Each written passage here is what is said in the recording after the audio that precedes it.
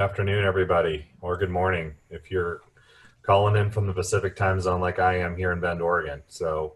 Welcome to our second session today and our second webinar of the day on our Tuesday topic series that started today as well.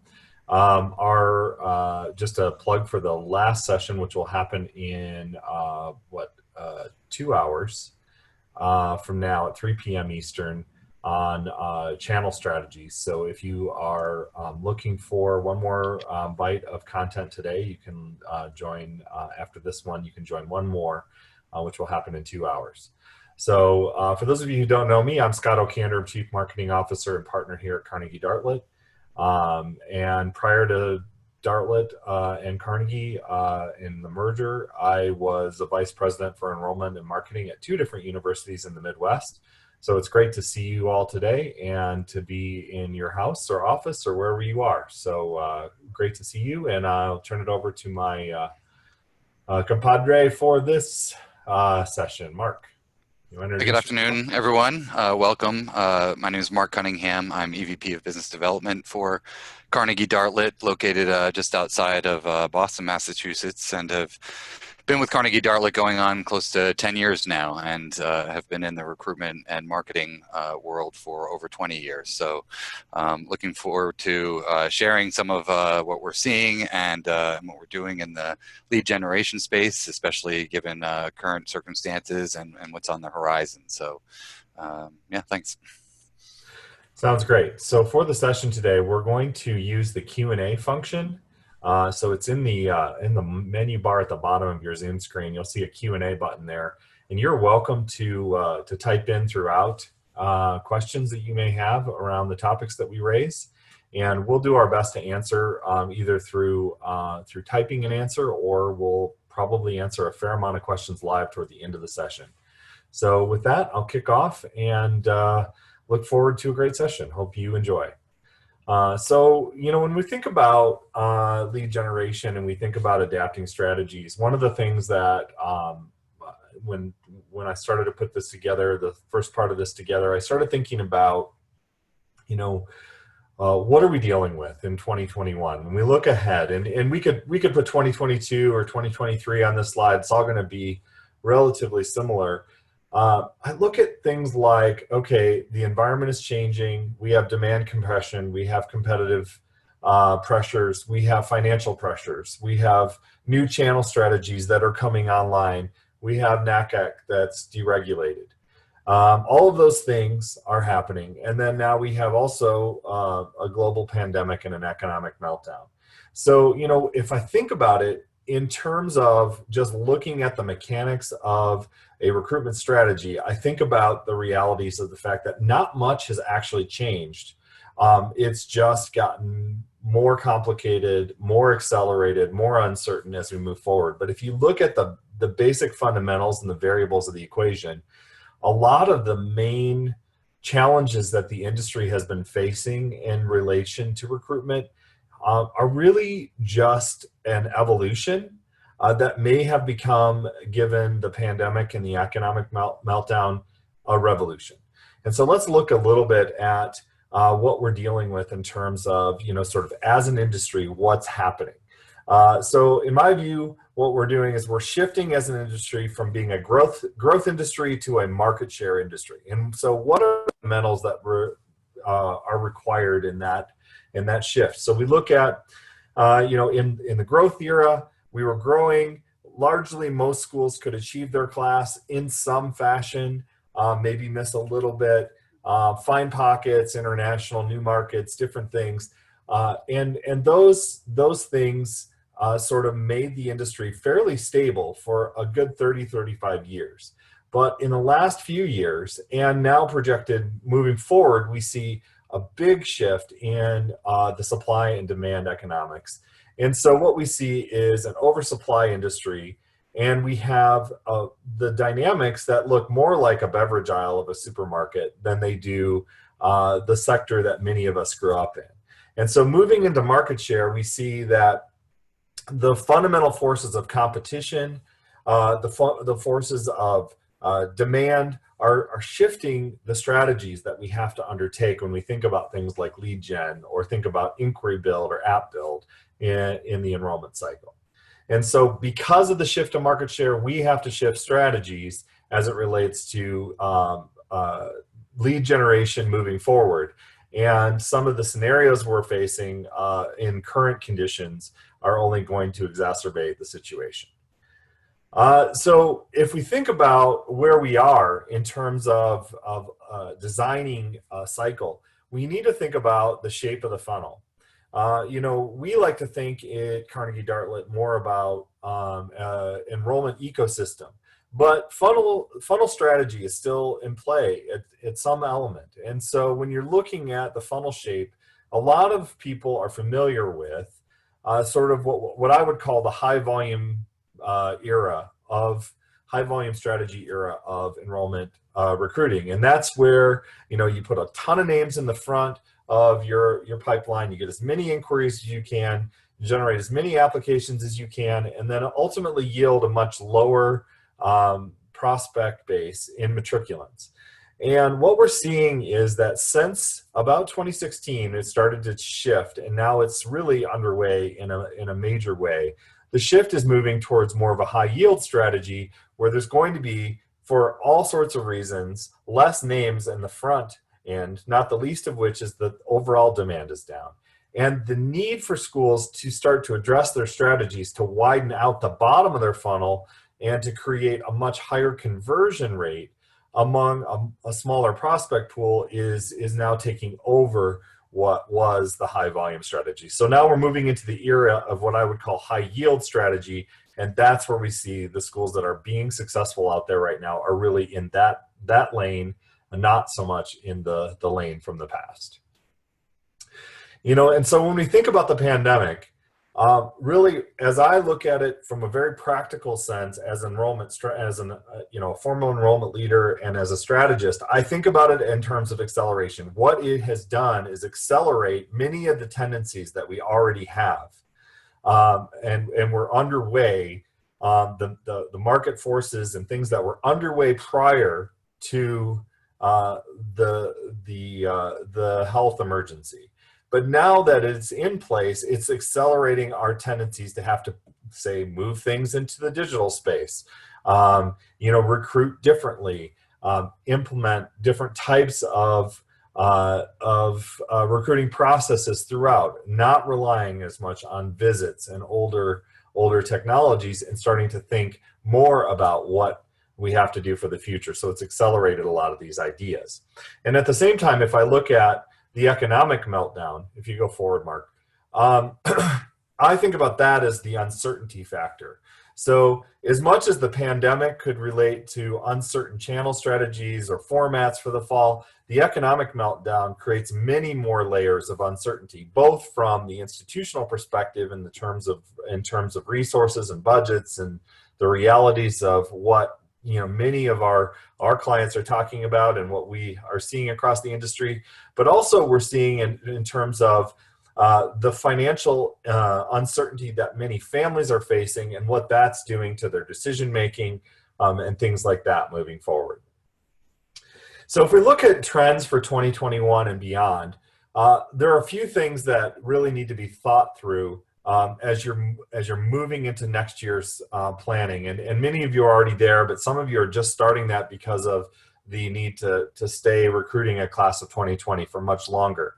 The first thing is that we're going to have radically new cycle times. So some of those cycle times involve both the front end and the cycle end. So look at the case in point right now. There are many schools that we're talking with that are still recruiting a class of 2020 that wouldn't be normal if we had done that and talked to them in say 2019, 2018. So the cycle end is shifting, and we're seeing also with the NACAC deregulation, we're seeing schools having to recruit longer and to create longer cycles in their recruiting of a particular matriculant class. And at the same time, we have some of the conditions of when will classes start up, what will the schedule look like, things like that are changing the front end, We also see things like testing and name testing cycles and name availability shifting around. While names will certainly be available for this FY 2021 class, the actual timeline for those names and the quality of those names from a historical perspective may not be like we would have expected. And so as a result, there's a lot of uncertainty around that. Think about things like revamping your visit program. There could be a world, a very real world here coming in the fall where we don't have big events on campus to host group visits. There could be a world where we don't have on-campus visits. So what are you doing to shift your visit program to reflect that, given that it is going to be one of the higher yields? And so it can't just be a click-through click with your mouse through tour of your campus. We're going to have to think bigger and bolder and innovate more as we move into the fall and beyond for that. You know, I think about the overnight shift in digital. We have screen time going way up here, and we're going to need a lot more energy around our digital presence, not only in terms of marketing, but in terms of just web presence. Organic traffic may become way distorted in the fall if people are unable to take the normal path for recruitment. Also, what are you doing with your intentional marketing to capitalize on the shift? So schools that a lot of schools we're talking with are making big shifts and allocating budgets more to intentional marketing in the digital space, given the realities of what they're facing in terms of on-campus activity. It's time to innovate, ComFlow. A lot of areas, schools have gone through CRM innovations and things like that. What are they doing? What are you doing with your school in relation to segmentation and other types of activities? We have a big shift in perception among colleges and universities as a sector in society. I mean, it's almost unbearable in some ways as a member of the industry to really look at the daily news coverage on colleges and universities. There's so much perception shift in there. And then one last thing, beyond the resource allocation and requirements for this new normal, is thinking about competition. Many competitors that you would have understood and could even maybe even ignore at some level in a typical cycle, you might have to watch in a much more pronounced way moving forward. There's going to be a radical shift in the ways that people respond to these economic and pandemic situations for FY21.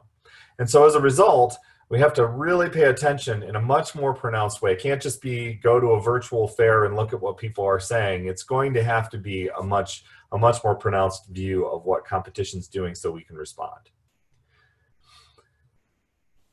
So if I think about your particular strategies, there could be sort of 4 areas that you might need to look at addressing as it relates to lead gen, your communications flow, and your recruiting for FY21 and beyond. The first of those is looking at familiarity. When you think about familiarity, you may have to, in some ways, increase your approach to familiarity in that prospects may not be able to become deeply familiar and engaged with you in the same fashion moving forward. So this makes me think about things like awareness strategies. What are you doing to create market presence? How are you impacting your digital marketing and approach? What kind of runway do you have for prospects? So are you recruiting sophomores and juniors? To what degree are you doing that today? And how might that change as you look to a world where you have to change how familiarity is in relation to your strategy? And then also addressing that funnel shape and size. So looking at maybe a world where we're going to have to address and become familiar with a much smaller pool of prospects at the top end and try to yield many more of them on the bottom end. I think about things like reputation and looking at how how are you both reactive and proactive in your management of issues? So many schools have done a great job with this, and our studies that we've done across all of the different populations show that prospects and current students want to get regular communication from their institutions, and that is something you can build on. What are you doing on your content strategy? And what focus do you have on your communications with prospects to create connections and precision with them in terms of how you're communicating? You might think about frequency as it relates to looking at, how fast and how often are you communicating at the beginning, the startup of your operation? What type of frequencies do you have for different segments of your population? Those that are more engaged may need less frequency than those that may be more prospective in terms of their category. And then thinking about things like your prospect desires for communication, knowing that like I said earlier, prospects do want to receive more regular communication. How are you onboarding your communications flow to take advantage of that interest in more frequent communication? One other thing that I've thought about a lot is thinking about testing availability. If all the names for the fall class for SAT and ACT become available later in the fall, does that mean every school starts up late and has a much later frequency plan? That could be an opportunity for some schools. And then lastly, thinking about, with the NACAC deregulation, thinking about adjusting your frequency plans and your comm flow beyond May 1 or June 1 or whatever next year's deadline looks like. We think schools are going to have to do a lot more communications and a lot more content building for their summer anti-melt strategies if schools can continue to recruit all the way through. And the last piece is the response piece, thinking about competitive markets and assessments and addressing the way that you respond to competitive actions. And in the old days, when I was a VP, you might gather materials at a NACAC fair or something like that, or look at a competition assessment like once a year. That's really shifting. You may have to do that much more frequently in the future and learn how to respond proactively to the competitive response that you're getting and receiving.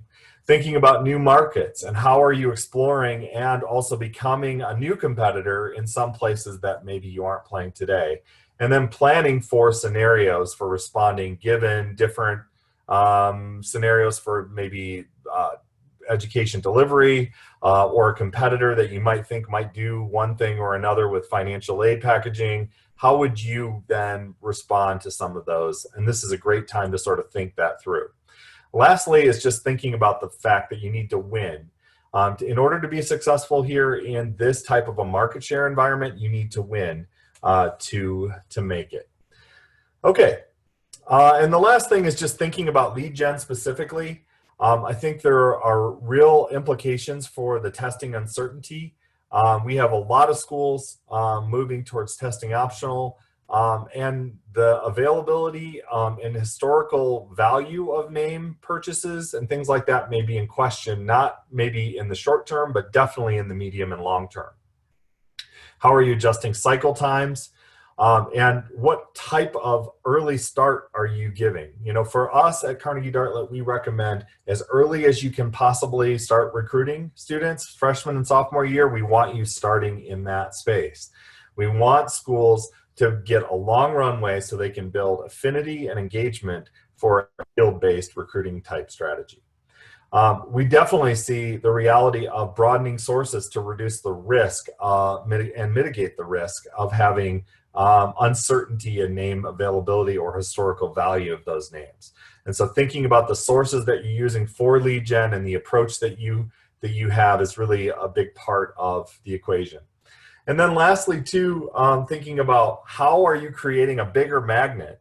So to attract people to you virtually, because many of the strategies you may be putting in place required an on-campus visit or an on-campus activity or a living room engagement. As I have said a lot, I think about it as most enrollment operations are sales forward operations. So they're heavy, intense human resources and a lot of living room conversations.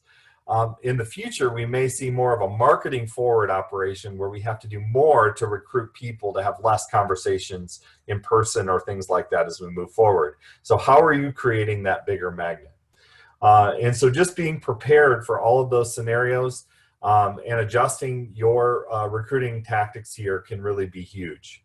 So let me turn it over to Mark now, and he can talk through some of the strategies we recommend.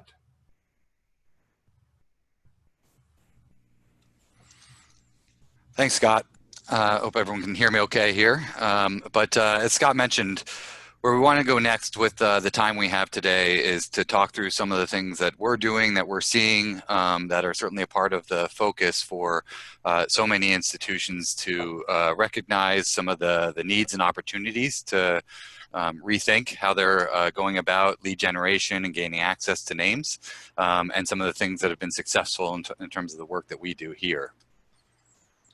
To echo a bit of what Scott was describing, when we talk about access to names and lead generation and the landscape that we currently find ourselves in, to some extent, the writing has been on the walls for a while for the need to adapt, with changes going on with the way that people are gaining access to names, leveraging some of those testing resources, those types of things. It's been something that certainly schools have been faced with, whether that's through some acceleration given current times or just things that they need to be thinking about.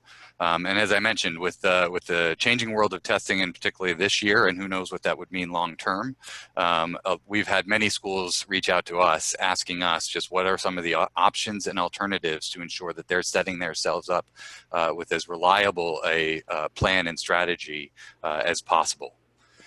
Something that's been going on for a long time now is shifts in student behavior overall, right? In terms of how they're going about researching and evaluating some of their choices for higher education, how they're spending their time, the level at which they're making decisions on their own or feeling like they need to connect with you to get a sense of things. So student behavior factors into this quite a bit, because that means that you can't just simply do what you were always doing in ways that you always have.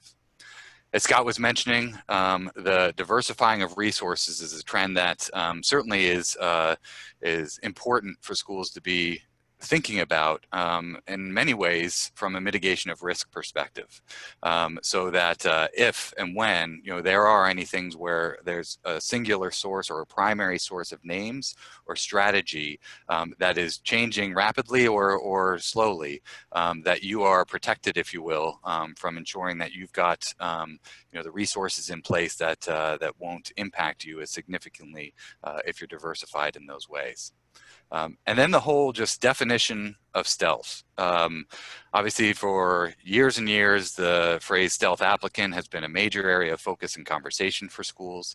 But when we talk about stealth and what that means for access to names and lead generation, there's a variety of ways that we can think of the behaviors of students today.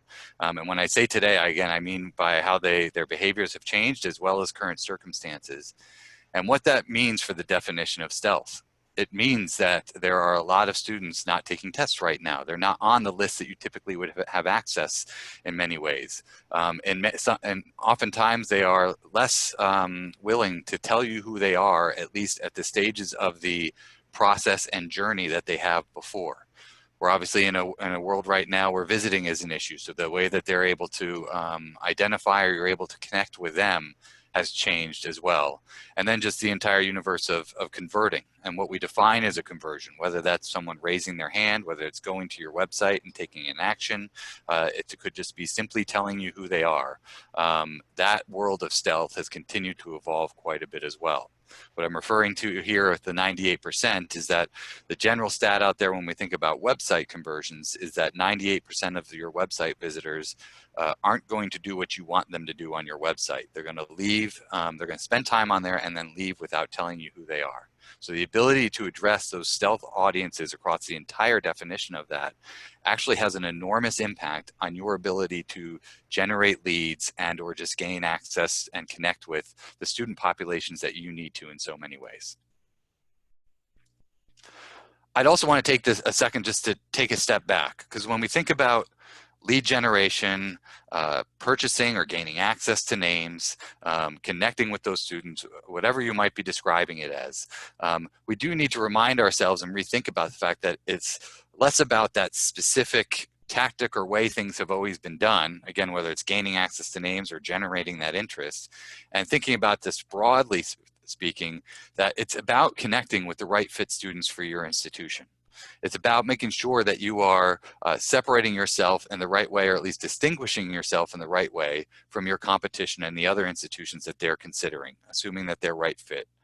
It's also obviously a large part about creating awareness with those prospective student populations that are right for you as well, right? So, and then certainly, and as Scott was describing from an early pipeline development standpoint, it's developing a robust and reliable pipeline that starts as early as possible and leads through to high yield efforts, right? So if we take a step back and think about things kind of conceptually along those lines, that enables us to rethink about the strategy and approaches we've potentially historically taken, and think about what tomorrow needs to look like for how we go about lead generation.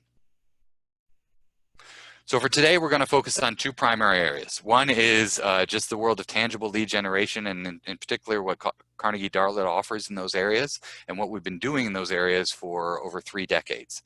And then from there, we're going to actually talk about the role of digital and digital marketing, as it's been around for well over a decade now within higher ed. And there are many strategies within digital that specifically speak to lead generation for undergraduate populations. So setting yourselves up, as well as even just considering the tactics that you may already be doing or be thinking about, or important for you to be aware of that can be tied to this area of focus, is where we'll focus some of our time. So as I mentioned, for over 3 decades, Carnegie Dartlet has been providing lead generation services for colleges and universities actually around the world, and has been doing it in very significant ways, and that's through our service called College Express. There might be some on this webinar that are familiar with PCNU, and that College Express was formerly known as PCNU and has evolved significantly over the years, and really has evolved for the sole reason of ensuring that it's continuing to connect schools with the students that are right fit for them, but in the channels and in the ways that we know work best, right? So back in 1985, that was through a publication that went out to purchase names and featured however many schools were participating, and fast forward to 2020, and that involves so much from a digital integration standpoint, from different ways of accessing student populations and connecting with students in different ways. But simply put, College Express has access to over 6 million active prospective students and parents. We, through our own access to a database of over 250 million households, we're actually able to get out in front of household students and parents in ways that no one else can. And from an inquiry or lead generation standpoint, this past year, it delivered over 3.4 million inquiries to the hundreds of institutions that are members of College Express. So from a significant standpoint, the access to student populations, the integration of today's versions of reaching and connecting with students, and the way that we're able to make sure that we're feeding those pipelines of students for schools and make those true connections is enormous. As I was mentioned before, almost similar to the way that you might think about what was traditional student search on your own campuses, if you were doing versions of traditional student search, College Express has taken a bit of that path as well. Previously, it was relying on 2 to 3 primary list providers, some of the names that you can imagine, right? Heavily reliant on print as the channel that it was leveraging for getting word out and creating awareness about institutions in front of students. It was all about high volume, top of the funnel inquiry generation, right?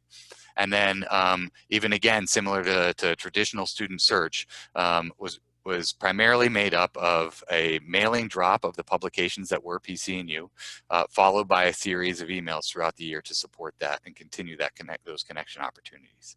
As I mentioned, there's been a ton of evolution. We now have College Express where it's representative of a diverse portfolio of dozens of data partners and list sources that we are gaining access to, which contribute to those 6 million names that I was mentioning before. We have fully integrated our digital prowess into the College Express engine, so that the same ways that we are talking to schools individually about implementing digital marketing campaigns, we are actually practicing what we preach and applying it to all the ways that we can reach and engage student populations across all different digital channels as well. It's a enormous value for schools to be generating leads and connecting with students earlier in the cycle, sophomore, junior populations, and establishing those connections, getting them interested in your institution, and then driving towards those high yield moments of senior year. And then beyond just what was traditionally a print drop and some email flow behind that, it's a true integration of digital marketing, website presence, organic activity from a digital perspective, very intelligent email cadence of communication across dozens of segmented populations, and actually at times they're still involving some print components. And what we're excited to see is when I talk about kind of early interest in high yield, that we've been seeing actually even just some of the yield specific to first source data for College Express continuing to increase. Now our data so far this year that we've been looking at from schools that have provided it to us have been telling us that College Express is contributing to 14% of their enrolled classes as a first source resource for them. And I talked about the early stage pipeline development, just as a quick sense of that.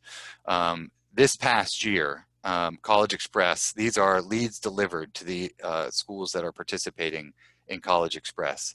So as you can see, the junior population was far and away the largest population that we were delivering to and connecting with schools throughout last year, followed obviously by the senior population and then by the sophomore population. But over 1.7 million of the inquiries that we delivered to schools last year were juniors.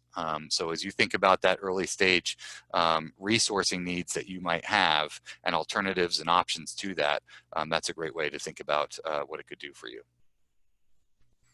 It's easy to implement as well. It very much comes down to simply selecting from the different audience segment options that are available with College Express.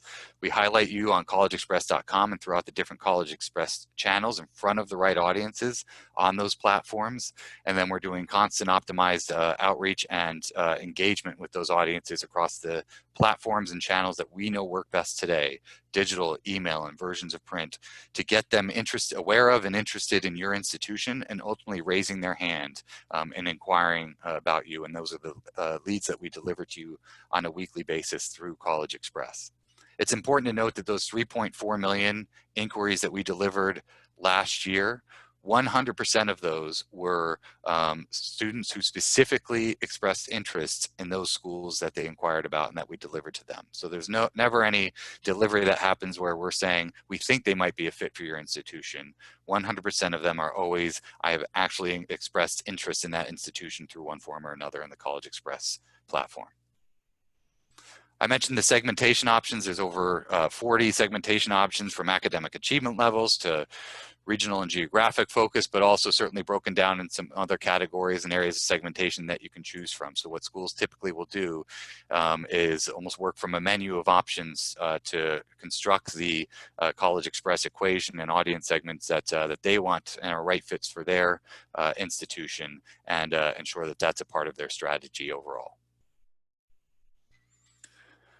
Part of that 6 million that I mentioned before was made up of parents. One of the part of the work that we do with the robust database of audiences that we have behind College Express is we've been running a number of different surveys, especially recently with all that's been going on and getting an understanding of the impact that it's having with COVID-19 and college search and decision making. But we actually just completed a parent survey asking a lot of questions along those lines as well. But interesting and specific to this conversation, we asked them what they're using most to learn about the colleges and universities that their children might be interested in, or that might be right for their child.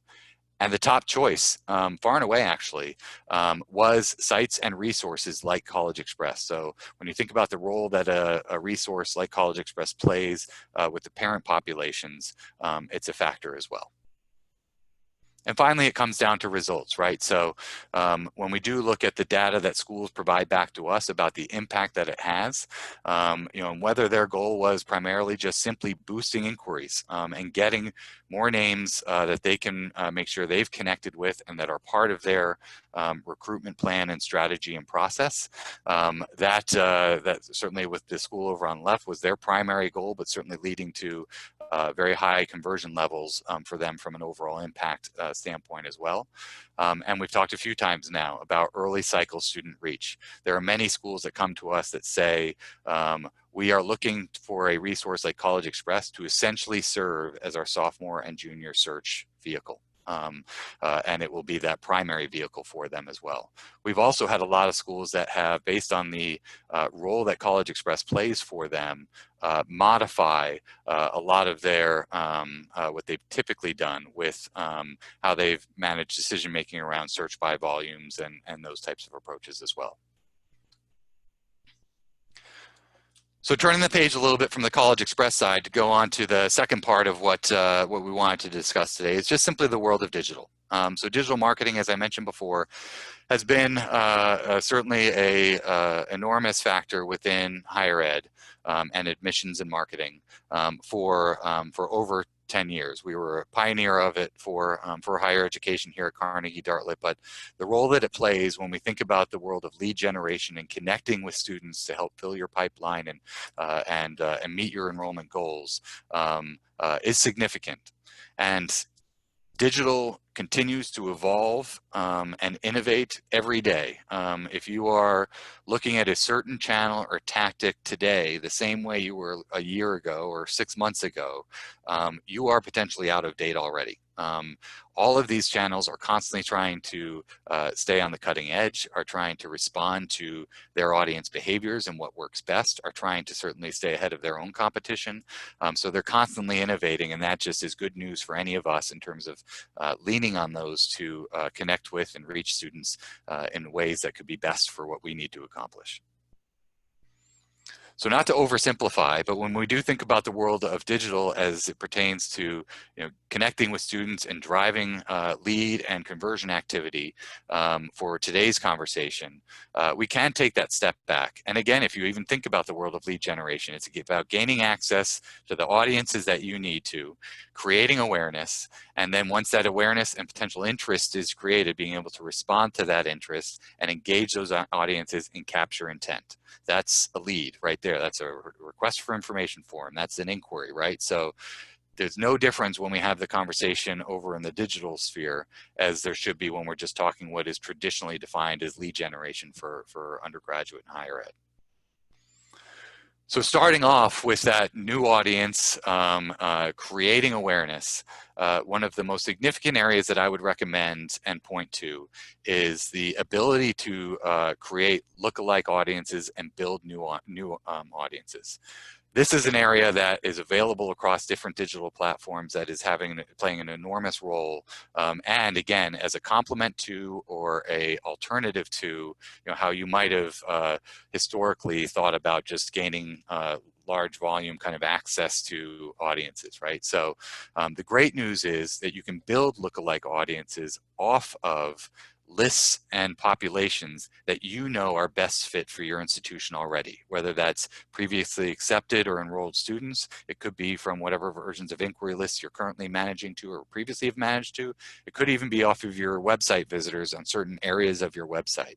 If you know that they are the right types of audiences for you, those can be integrated into a variety of different channels to develop new audiences that look like those, and you can gain access to and reach and engage and create awareness in front of those at phenomenal scale versus what a lot of the alternatives would be. So whether we're talking about the world of online display, paid search, YouTube, all sorts of different social platforms, you can be using your existing data to find new audiences and build new connections. We have a version of this that actually leans on the College Express data that is so robust and significant. Our Audience Select product actually takes a lot of the academic achievement level data that we have through all of the data within our College Express engine, marries it up with a lot of the demographic data that is available out there and that we're able to gain access to through our data partners. And so we can actually construct our own unique and proprietary audiences that are very segmented and custom to what your needs might be. But whether, again, that's based on academic achievement level, area of interest, program of interest, demographics, household elements, all those things can be combined and overlaid over any sort of geographies to ensure that you are reaching not just a broad brush zip code level reach with the same type of interest and audience, but really getting down to household targeting with specific data behind it around academic achievement and demographics. So to take a moment to talk about today's circumstances, there are ways that historically have been done to build awareness and create audiences that simply are needing to be reconsidered today. And probably the most real example of that from a digital perspective is with what's termed as many know as geofencing, right? So a lot of schools have leaned on geofencing to help make sure that they are doing digital marketing coverage of the feeder high schools that they may typically draw from and need to create awareness of across all 4 years of that high school. Again, wrapping a fence around that and capturing those audiences and delivering ads to those audiences for their feeder high schools or tertiary markets and things like that. But that's very tough to do in a world where for the past 3 months, no one has been in those high school hallways. So the good news is there have been advancements in that space. At Carnegie Dartlet, we offer a technology and capability called mobile footprints. And so what mobile footprints does is that actually marries up geofencing with IP targeting. So you can wrap that fence around your feeder high schools. You can capture those audiences and serve ads to them while they're there, but it also follows them home and is able to reach the devices at those students' household and advertise to them as well there, obviously getting across all devices, including parents and anyone in that household. So in general, mobile footprints takes geofencing several steps further to ensure that you're able to have an even bigger impact both on the student as well as on the influencers and parents in that household. What's unique to today's circumstances is that mobile footprints actually has a 180-day look-back window. We had drawn fences around every high school and community college in the country already a couple of years ago. And so we are actually able to look back up to 180 days at those locations and develop those audiences and advertise to them in the same way that we would have if COVID-19 had never been a factor here. So we still have some remaining time with the amount of time that we've been home to still be able to look back within that 180-day window and still have, run effective campaigns in a similar way to what geofencing or even mobile footprinting was, how it was run before. The world of list-based marketing has always been a, or has been a very important and strong factor for digital marketing within higher ed for several years now. The big evolution with list-based marketing is the ability to do list strategies across a variety of platforms that we know are right and where our prospective student populations are spending their time today. It started out as primarily IP targeting was the way to go about this, but certainly then many of the social platforms and streaming platforms even have enabled you to now expand your ability to take whatever lists that you have and reach them across many of those platforms. And we see that being very effective to help with the continued nurturing and reach and engagement of the lists that, that you're needing to market to. One thing to note, anytime you're looking at a list-based strategy, in particular IP targeting, you should be thinking about the match rates and, in other words, the effectiveness and relevance that it can accomplish for you. At Carnegie Dartlet, the technology that we use and the way that we accomplish IP targeting, we typically see over 90% match rates with any list that's being provided to us, and that's a big differentiator and difference maker for any of that approach. You never would want to be running a campaign like with IP targeting where it's only reaching half of your population. So always check on that. So when names are available or not available in different ways, and perhaps your database of emails to outreach to are in a different place than they have been before. One thing to note is that the role of digital can play a role within the world of email as well. So Gmail enables you to do digital advertising, develop audiences, target audiences, excuse me, in many of the ways that you would under other digital channels as well. So the ability to get into their inboxes in a similar way to what would be normal email and expand your audience reach by developing audiences through digital marketing targeting capabilities means that Gmail can still very much be a mix, even though your access to or your database of email addresses may be looking different this year than years past. It should be no surprise, or can be assumed, that the world of streaming media and video consumption over these past 3 months has changed dramatically. The amount of consumption, the stats are all over the headlines in terms of increases in viewership of streaming channels, YouTube, Pandora, Spotify. The stats are out there where we're seeing enormous increases in engagement across all of these.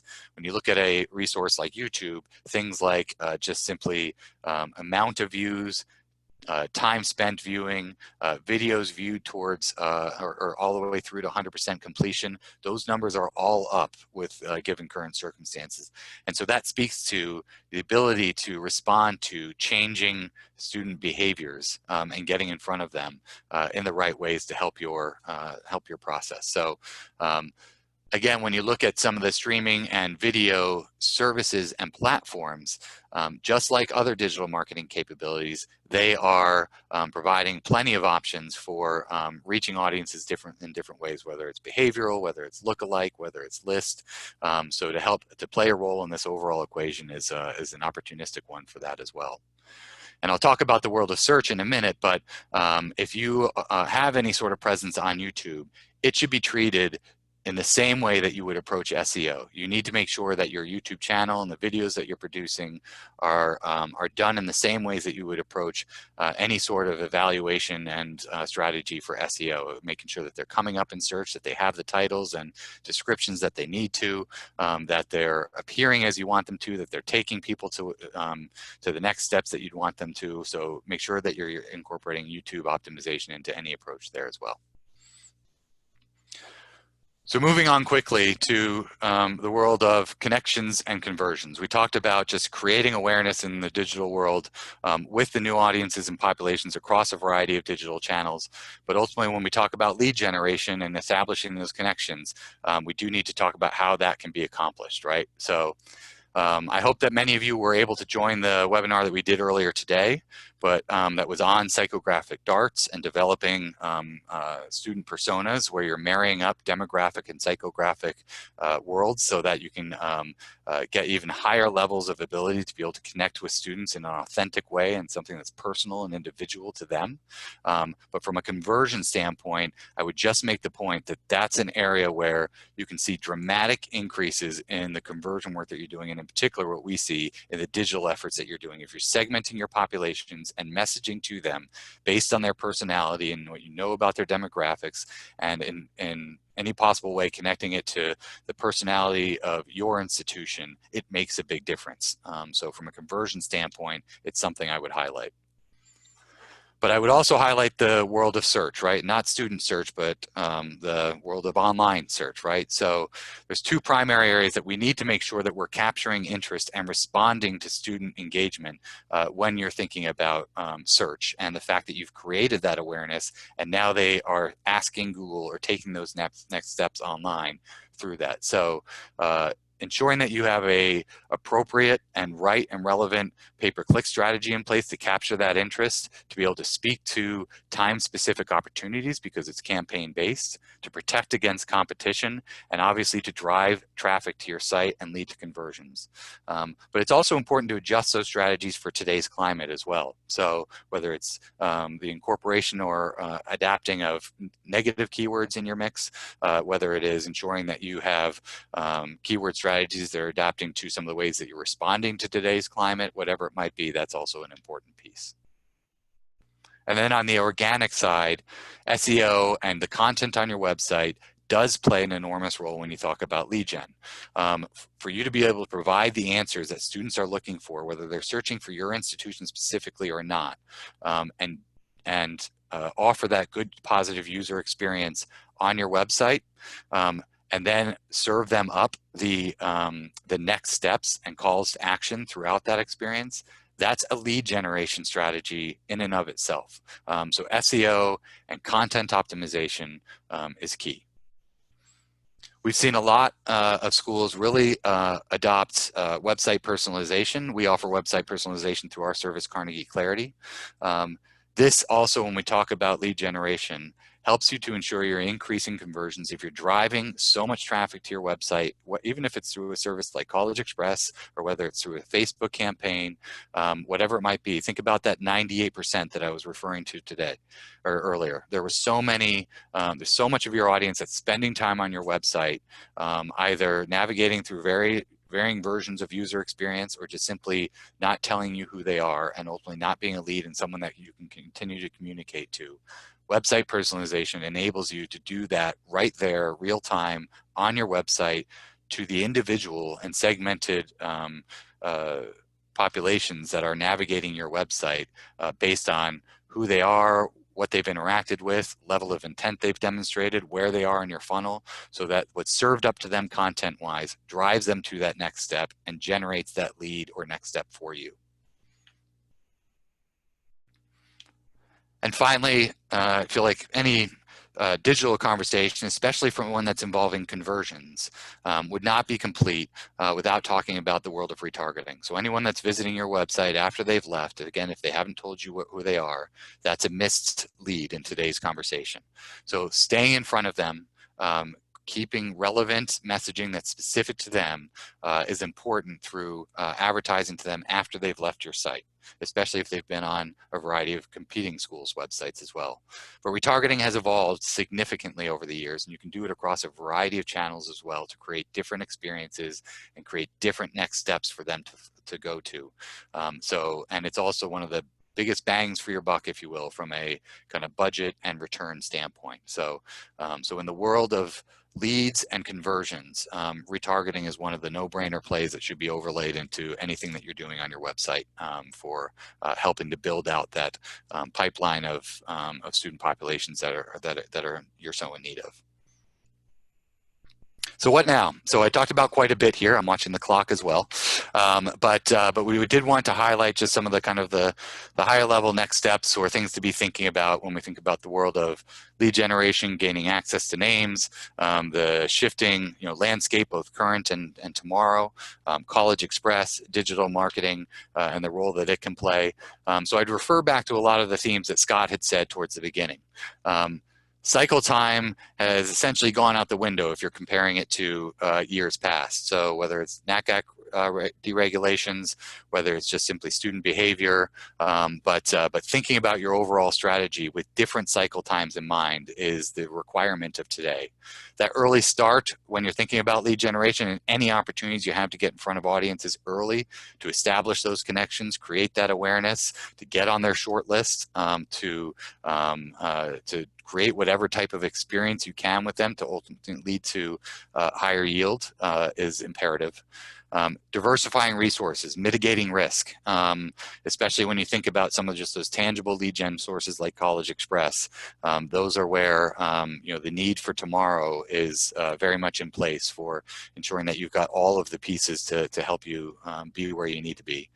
When we talk about shifting behavior of prospective student populations, meeting them where they are, College Express as a platform has done the same thing, that exact thing over the past 30 years. And that's so important, is meeting them where they are on the channels and the platforms that they are spending their time on and want to engage with you. When we talk about that better magnet, really a lot of what we're talking about is both you, your institution, and your website, and the role that it needs to play there, whether it's content, whether it's landing pages, conversion points, user experience. That all is enormous, plays an enormous role in the world of lead generation, improving your situation there. And then the numbers games that have been in the past, those equations also are very much out the window, similar to cycle time, right? So what might be, and I heard a lot of this conversation in the earlier webinar, what might be what you had needed in terms of students at the top of the funnel to get to, X number of students towards the bottom of the funnel, those numbers are changing. And so, preparing yourself and equipping yourself with all of the resources to respond to that as best possible is an important part of the mix as well. And then finally, obviously, part of the point of all of this is the plans and strategy that need to be reconsidered to respond to the needs of 2021. So lastly, I highlighted the survey that was done with regards to parents, but actually we're releasing, I think it just released right before this webinar, a rising senior report. So we surveyed thousands of students that are rising seniors about the impacts of COVID-19 in their research and decision-making and planning processes when it comes to colleges and universities.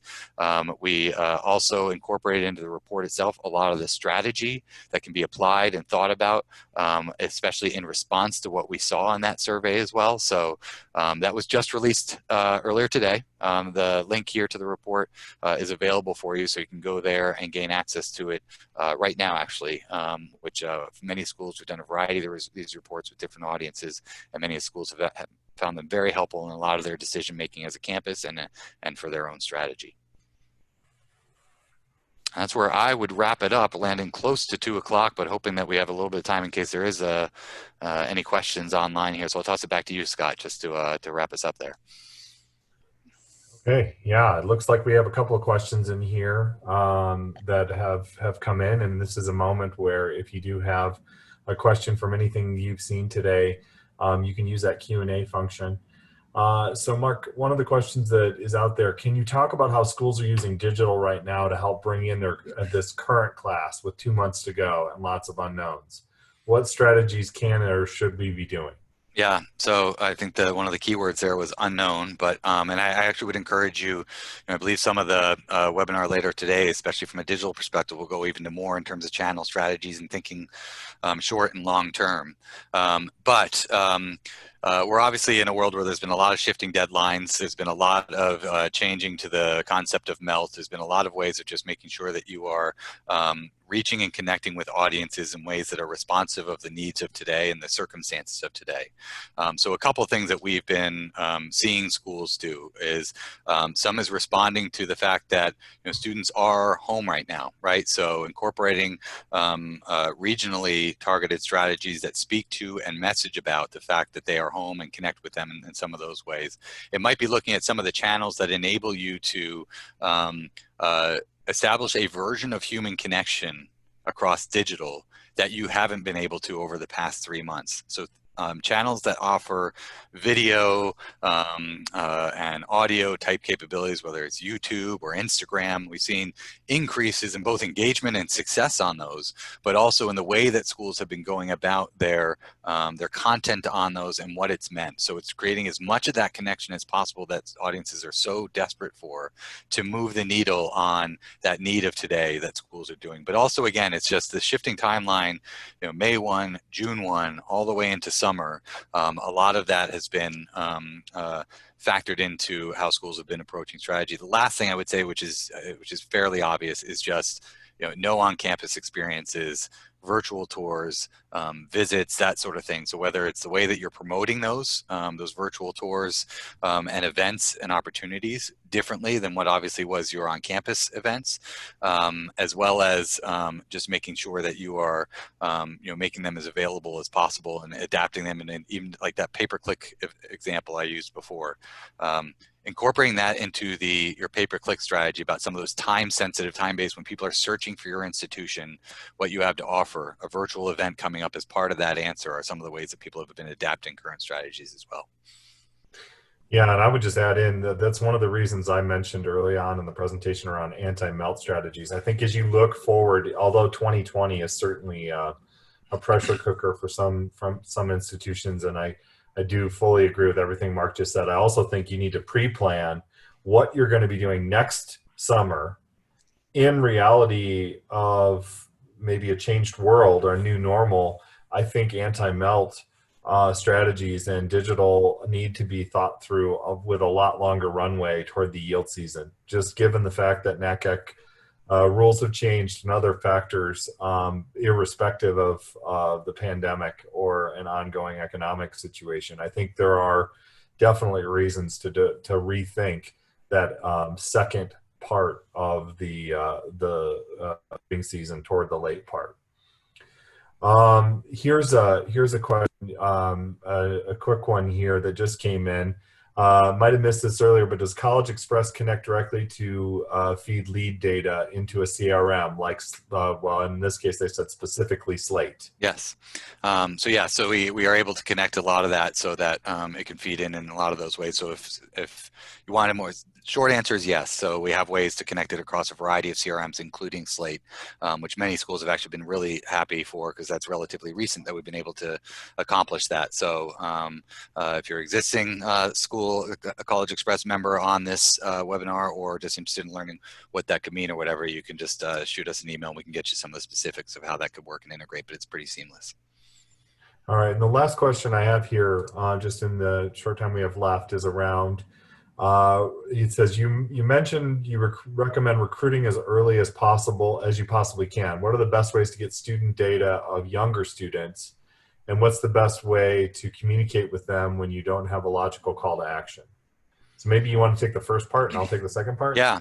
So I would say that there's not one answer to that first question, right? So it's not just simply, buying sophomore names, right, in the ways that you might have, attempted to before or whatever.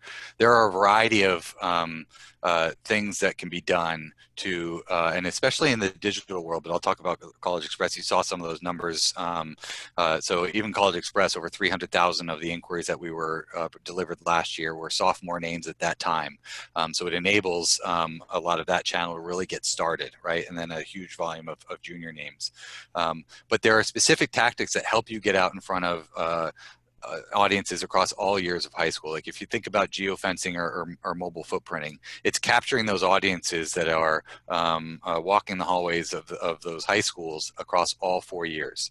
So one, you have to consider that in your messaging to them. Apply now might not make sense to 75% of that population or whatever. But if you're building that awareness and affinity across that entire population at an early stage, freshman, sophomore, in some of your marketing, and I'm just using geofencing and mobile footprinting as an example, then you're starting to build that awareness. You're getting them to your website. You're getting them to convert, and you're building that pipeline of populations there, right? As an example. So many of the other digital tactics that I was describing do enable you to get again in front of audiences that have or households that have college-bound kids in there, regardless of freshman, sophomore, junior, senior, or whatever. So you're able to do things that create some of that awareness that ultimately feed that interest and start to generate more of those leads and pipeline of earlier students, which then would obviously feed into communication strategy for those, which I'd turn back over to Scott.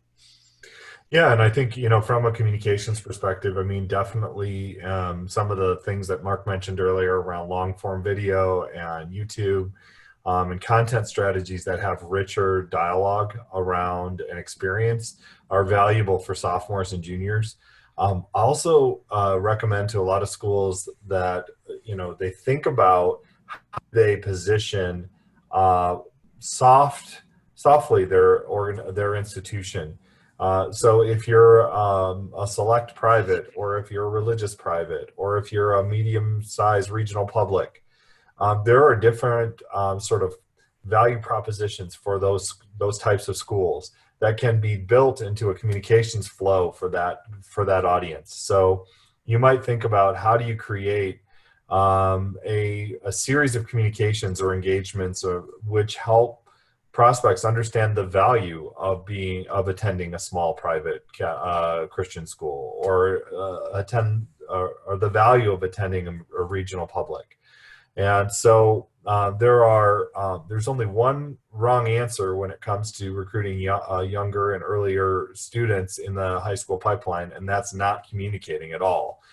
See, some schools gather those names and then just wait until their senior year and then start recruiting, and then they see a lower yield.